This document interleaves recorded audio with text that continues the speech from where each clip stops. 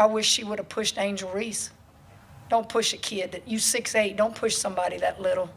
That was uncalled for, in my opinion. Welcome to the Vernon Verdict Sports Show. I'm your host, Jacob Vernon. Selection Sunday rapidly approaching. LSU women's basketball looking to host a third straight NCAA tournament in 3 years under Coach Kim Mulkey. But, of course, everybody wants to know what happened during the SEC title game. Are there going to be implications on the NCAA tournament? I'll be sure to answer those questions. Well, Kamilla Cardoso runs into Flau'jae Johnson, gets an intentional foul. A little bit of chaos ensues. You see both benches get ejected, which is pretty rare that you see that happen in a college basketball game or in any basketball game for that matter. So it has to go 5-on-5 to end the game. And, you know, the coaches kind of gave the reactions you would expect. However, the fans' reactions on the coaches' responses were a little bit interesting, in my opinion. Here's what both coaches had to say. Flau'jae, what I saw, intentionally fouled Flau'jae because she stripped her. Great move because she's going to get a layup right there. And then some jawing went on with her and another player, and then the next thing I know, Cardoso just waylaid her. And so I ran because somebody came out of the stands. I think it was Flau'jae's brother trying to keep him, from doing anything crazy. But that was all I know. I can't tell you from my bench how many left the court. Obviously, they saw it on film and said everybody had to go. And then I think one player for South Carolina didn't leave the bench. But my question is, I don't really know the rules. Why weren't the coaches tossed if they left the bench? Wouldn't that be a hell of an ending? We'll have everybody back. Everybody's good to go. So the NCAA, you don't need to call me and ask if Michaela Williams is good. You don't need to ask me if Angel Reese is good. You don't need to ask me about Poa. She's only in concussion protocol. We are playing our best basketball. I just want to apologize to the basketball community. When you're playing in championship games like this, in our league, things get heated. No bad intentions. They just tried, their emotions got so far ahead of them that sometimes these things happen. So I want to apologize for us playing a part in that, because that's not who we are and that's not what we're about. But I'm happy for the players that were able to finish the game and get us another championship. So you see people kind of have backlash a little bit on what Kim Mulkey had to say. But, I mean, if you look at it, look at the way the NCAA laid out implications. LSU gets no suspensions. Not from Flau'jae Johnson, not on anyone on the bench. South Carolina, they lose Cardoso for round one. So if the NCAA is putting a clear indication on where the blame is on the situation and who necessarily is at fault, I feel like Kim Mulkey isn't in a situation to apologize. If your team is the one that got intentionally fouled, if you're in the situation where your player gets pushed down, chaos ensued, yeah, but all be all, the suspension laid on Cardoso and nobody on LSU, it just kind of points in the right direction of, I feel like Kim Mulkey's response is, pretty reasonable. She's saying that Cardoso wouldn't do it to the biggest person on the team. She kind of is picking and choosing who is going to get that little tough love in that situation, which is true. There was a lot of moments throughout the game where Cardoso was kind of getting physical, and the refs let the contact go, but that's in every conference championship tournament because you just want to let them play it out. You want the best team out there, and especially when it's a South Carolina LSU rematch, you're going to let things kind of get determined by the players rather than the refs. So I can see where, they're letting things kind of get physical, but that intentional foul was a little ridiculous, and I just don't see any way, anyhow, where LSU's going to have to step up to the plate and apologize. I feel like they were, kind of attacked in that situation. But moving forward, they're going to be projected by ESPN to be the number 2 seed. That means that the Portland 3 section of the NCAA tournament bracket will be in Baton Rouge. As of right now, they got LSU facing Jackson State, and then potentially the winner of either number 7 Creighton or number 10 Miami. Now, both paths, whether it be Creighton, whether it be Miami, and even this round 1 matchup versus Jackson State, I think every scenario is a pretty possible one for LSU to kind of get out a winner in Baton Rouge and head into the Sweet 16 and kind of see if they can creep back into that Final Four bracket. I think this is all going to be about manipulation of momentum. You're going to have to hit your stride in the right point. You're going to have to make sure that with, the absence of last year Poa in some situations that everyone around her can kind of soak up the experience and be able to utilize it down the stretch if they get their name called again.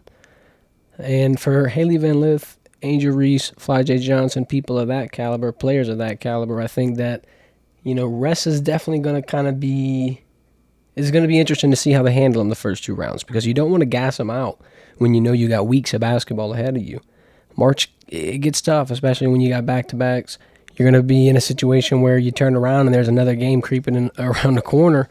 So I think utilizing your starters in an interesting way through the first 2 rounds is going to be key for this coaching staff. And they might be able to find out, a little interesting lineup that they either didn't use this season or, that they kind of been sitting on, that they've been, thinking about. I think the more common lineup tweak that you'll probably see is going to be Haley Van Lith moving into the 2-guard spot. That's all going to be dependable, though, on how last year Poe is going to shake back from that injury.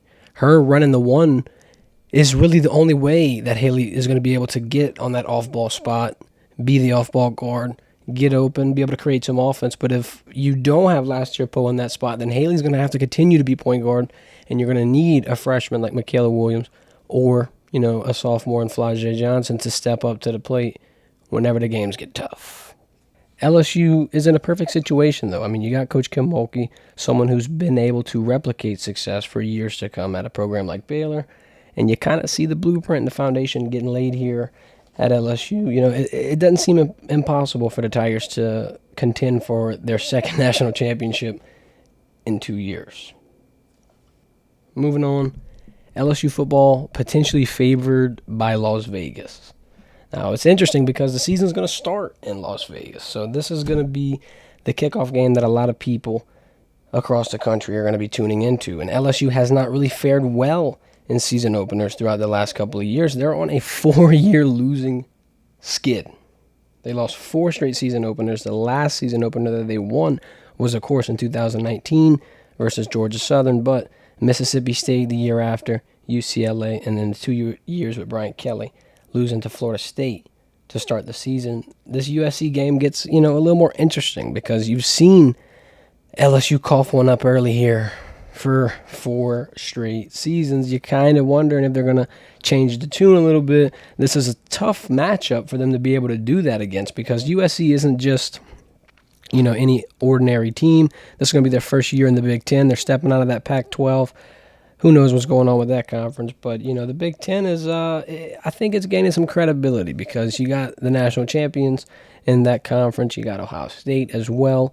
It isn't the SEC, but it is the second best conference in college football. So I'll go ahead and give them, a little bit of credit where credit's due.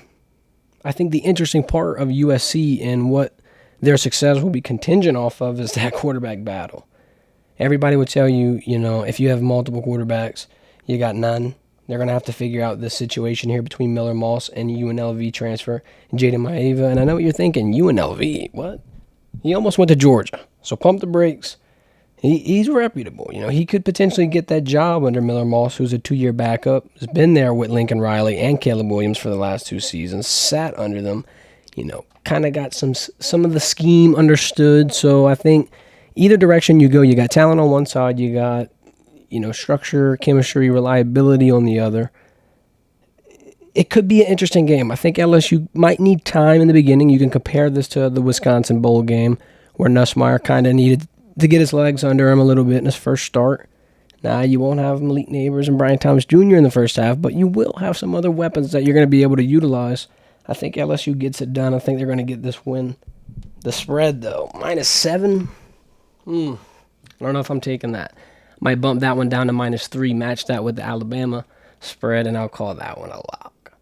Moving on to Alabama, though, this could be the first time in well over a decade that LSU is the favorite against Alabama. I mean, yeah, you got them coming down to Tiger Stadium, but I think the biggest question mark on this team is Nick Saban retiring. I feel like anybody can tell you that. However, there's a lot of potential for Alabama to go undefeated and at the midpoint of the season walk into Tiger Stadium as the favorite. I don't think that this line might, it definitely could swing. I don't think it's going to be locked here forever. It's going to be definitely contingent on how Kalen DeBoer is going to be able to transition, if he's going to be able to ignore that Nick Saban shadow, if he's going to be able to be himself and, implement his ways, which I think work. I think he could be a good fit. I think this is definitely a good step. I mean, you see Washington creep into legitimacy last year, and everyone's kind of like, okay, this could be a team. You got Michael Penix Jr., runner-up for Heisman. You're runner-up for the national championship. I think, they were on the right track. But adversity strikes, and Kalen DeBoer loses his offensive coordinator, Ryan Grubb, to the Seattle Seahawks. And that kind of threw a wrench in some things, and it kind of made Vegas wonder, are they going to be able to figure it out? Well, when you got Jalen Milroe, it's probably going to be hard not to figure it out. I'd argue Jalen Milroe is in a situation to potentially be the best quarterback in college football. Yeah, you got Shadur Sanders, you got Quinn Ewers, and you got people like Jackson Dart. I'll throw Will Rogers in there too. I'll throw him out. I won't forget about Buddy, but I think Jalen Milroe is in the situation to be like a Jaden Daniels, where he can come back, develop his game, and build off of the huge end of the season that he had. Look at what Jalen did to teams like LSU. I think that, if he can replicate some of those performances this year, not only will he be in the Heisman conversation, not only will he be in the top of the draft conversation, but I think they might be able to creep into Tiger Stadium favorites. They might be able to creep into the college football playoff conversation. The brand is still huge. I don't think that they're going to have a lot of skeptics if they can jump into the year, start 4-0, 5-0. Everyone's going to think, all right, Bama didn't miss a beat. So it's going to be the only thing I would watch is the start of the season for this team. And other than that, if it's, they get a loss, they might, get 2 losses before they come into LSU, then I think it could be a huge game, a huge win for a new era of LSU versus Alabama. But this game will be interesting because Brian Kelly's walking into there 1-1. His first year against Nick Saban, he wins. Of course, his second year, starting quarterback gets hurt, and then they lose, unfortunately. But this third season, this is the rubber match, so to speak. You get to see what way the tide is going to turn in this rivalry. I think Brian Kelly, he's aware of that. And the fact that it's at home is huge. It gives a big boost. And Vegas, of course, is going to lean towards LSU at the -2.5. I'd take it. I would take -2.5. 3-point spread. I'd put that on both of them, USC and the Bama game. I'd say those way too early college football odds provided by FanDuel. Those are some locks. But moving on to the Nick Saban NIL panel on Capitol Hill with the Senate. We're going to keep things Alabama related. Nick Saban is saying some interesting things about NIL and its integration into college football. Of course, he says athletes deserve to be paid, and I agree. I think that if they're going to be pulling in that much revenue, they're going to be generating brands that big. I mean, think back to Johnny Manziel, think back to someone like Tim Tebow. I mean, even Joe Burrow. You got athletes that their legacies are, immortalized. They're going to be remembered forever at their college campuses. Those people definitely deserve a piece of the pie. But Nick Saban has an interesting take on the way that NIL has kind of taken over college football and potentially ruined it for him. We've created a pay-for-play model in college athletics, have created some issues in being able to actually have a program and a system that would enhance those very values that I just talked about. And how does this even impact other sports relative to Title IX, relative to non-revenue sports? And how do we continue to create some kind of a model moving forward where we do improve the quality of life of the student athlete, but create some kind of a balance in terms of competitive balance, which all venues have some guidelines and rules that create some kind of competitive balance, which right now we don't have in college athletics. It's whoever wants to pay the most money, raise the most money, buy the most players is going to have the best opportunity to win. I don't think that's the spirit of college athletics. I don't think it's ever been the spirit of what we want college athletics to be. So that's my major concern, the combination of pay for play, free agency, and how that impacts development. And I can attest that I've had 2 NFL coaches tell me, and this is a football deal because they're concerned about the football part, that the players come to them less developed, with more entitlements and less resiliency to overcome adversity. And these are concerns that they have even in their football development. Well, if that's true in their football development, is that true in other parts of their development, whether it's academics or personal development? And each time you transfer, you minimize your chances of graduating by probably about 20%. Now we have guys transferring 2 or 3 times. So some of the goals and objectives of what we've worked so hard for the last 20 years to improve graduation rate, to improve health care for players, to have mental health care for players, all the things that we worked so hard to improve on, we're going to start seeing slide in the wrong direction because we've created an environment that really does not promote personal development or that is going to create success for their future. I found it interesting that Nick alluded to contributing to him retiring. You know, people rumored that, but hearing him say it is just a whole nother level. Him and his wife talking about, you know, developing players and wanting to just put players in better situations, making them better men, making them better players on the field, off the field, yada, yada, yada. You know, that really hits home. And then when you find out the attention shifting towards development to get in the bag, it's a little bit different for the Saban family, and I can definitely see where they're coming from. You know, his proposed change would be some kind of revenue sharing proposition, and he's saying that he just doesn't think that student athletes should be direct employees of the institutions at their schools, or for their schools, which I can kind of see where he's coming from. I'm just a little confused and a little interested on what the revenue sharing proposition would be. Like, do they get a percentage? You know, do athletes in certain calibers with certain followers or this, that, and the other get separated? Is it a tier system? Be very interested to see what Nick Saban thought about that and, you know, what his blueprint for the future would be. Because if you put someone like Nick Saban or Coach K in the front office of the NCAA, I mean, it would be a lot well-oiled, a lot more well-oiled than what it is now. The NCAA would kind of get on the right path, so to speak. You know, Coach K and Nick Saban have publicly criticized the NCAA, and they've both notoriously exited after great careers. I'm not going to say they exited abruptly. They were getting a little older, but they both could have squeezed out some extra seasons. They both finished at the top of their game. Coach K in the Final Four in New Orleans, and then Nick Saban recently here in the college football playoff versus Michigan. I think that, you know, them leaving isn't indicative of NIL being a huge problem, potentially.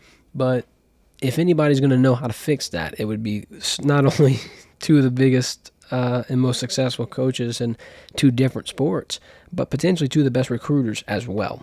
Speaking of recruiting, we got an LSU recruiting update. And this one might not be received as well as people were expecting. The Zachorian Moore recruitment race has opened up. I'm going to call it the NIL rat race. We'll continue to monitor this as it develops. But as of right now, he released a top 4, which, if you ask me, it's a complete leverage play. Like, shout out to Zachorian Moore. You're in a situation where you're able to do this. You know, you worked hard enough to be the number 1 wide receiver, to have all this attention, to have the opportunity to have recruits recruiters calling you and having you at the top of their recruiting boards all the way to the finish line is what we expected. You know, we talked to G Sports about this whenever he had originally committed with Bryce in Harlem on that 2025 commitment weekend. And here's what G had to say. Zachorian Moore, I just do not see LSU keeping him committed and having him sign his name on the dotted line on signing day for the 2025 class. You got people like Texas A&M and the University of Texas going after him so hard. One of his teammates, Colin Simmons, is already committed to University of Texas. I just think that when you start talking about the NIL space, that's where LSU is going to lose the battle. We just don't have the money and the resources that Texas and Texas A&M have. And I think, you know, people can say what they want. LSU is wide receiver you, and that's a good pitch to give to Zachorian Moore and his family. But at the end of the day, it's going to be a blank check from the NIL situation when it's all said and done from the signing name on that dotted line. And I just think that LSU is going to drop the ball when it comes to that. And I hope I'm wrong when I say that, because I would love to see Zachorian Moore and Bryce Underwood wearing that purple and gold and putting on the show for the next 3 to 4 years after they sign in 2025. But we'll see. And if you look at the top 4 that Zachorian has, like, there's some good schools on there. You got Texas, Ohio State, Oregon, of course, LSU. Wide receiver I'd give it to LSU. I mean, look, it could be biased, but you got a lot of talent out there. You got not only Justin Jefferson, Jamar Chase, and then you got the 2 going into this draft class, and Malik Neighbors and Brian Thomas Jr., but in the past, you got Odell Beckham Jr., you got Jarvis Landry, you got Terrence Marshall, you got DJ Chark. You got a lot of guys that have been able to put on in the pros and have been able to develop and show why LSU develops some of the best talent. So I feel like when you're comparing them developmentally versus those schools, especially with the recent success, I think the only one that kind of sticks out will be Ohio State. However, where will you see him flip? You'll probably see him flip to Texas because of the NIL rat race. And even if he doesn't flip, it'll be a very, very, very close race to monitor just because it ain't over till it's over in college football recruiting now. And it's been like that for a little bit, but it changed. There's plenty of flips. There's plenty of last-second, recruiting opportunities that get, a lot more juice in the end because you can entice a lot more people, not only when you're recruiting less people. If you're a different school, you might have less needs than the other in the recruiting world, but some people are going to be able to go all in with the booster. Some people have a lot more alumni network and alumni reach than others, and that's kind of the direction that the college sports is going to be trending towards, which, until it gets restricted, it's fair game. So I say fair play. But it'll be interesting to see what Nick Saban, what the Senate, and what everybody, in college sports wants to do going towards the future. Speaking about the future, we got spring practice coverage coming right back at you on March 21st. That'll be our next date. And we got about 10 more practices after that. You're going to have the pro day on March 27th, and you're going to have the spring game, I believe, on April 13th. So we're going to have two bigger reports compared to the other practice reports. But leave in the comments something you want us to cover at the practice, something you'd want to see, something you want us to talk about more in depth, and we'll be sure to grab that. So stay on the lookout, hit the subscribe button, grab the notification bell, and check out the other practice report if you have not already. Thanks for watching The Verdant Verdict. Y'all have a good one.